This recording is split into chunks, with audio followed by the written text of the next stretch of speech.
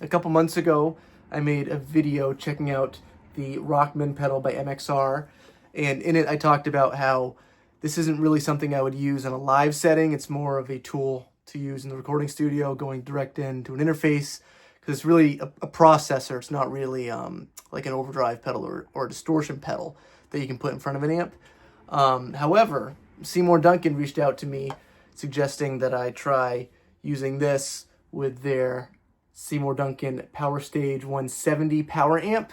So that way I could plug this directly into a guitar cabinet and be able to use it live with my band at shows or rehearsals.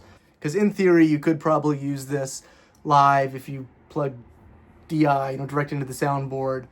But for me, that's not rock and roll. I want to be able to be hearing my guitar come out of a guitar speaker cabinet, especially opposed to a wedge, with this coming from a wedge from the soundboard. So I just like the feel of a guitar amp, the sound of it, and just the organic rock and roll vibe from that. So I'm going to try this out with my band. We're going to set up in a rehearsal space, and I'm going to plug the Rockman into the Seymour Duncan Powerstage 170, and that's going to be going into my Marshall 4x12, which is loaded with the Jimi Hendrix Greenback speakers. And like all of my videos, I'm not going to be using any sort of professional recording gear, as far as like Pro Tools or miking anything up, just because I want to be able to demonstrate what I feel is like a really authentic, organic representation of being in the room with the band.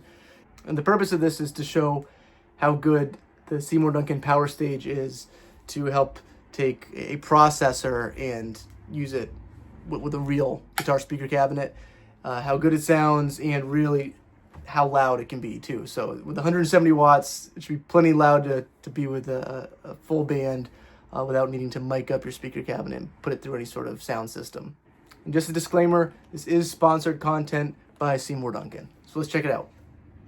Let's take a look at the new rig I've been using. Down here is the heart of it, the MXR Rockman pedal that just got released a couple months ago, which is basically the 80s sound in a box. And to be able to use this in a live setting with a real guitar speaker cabinet, I'm using the Seymour Duncan Powerstage 170.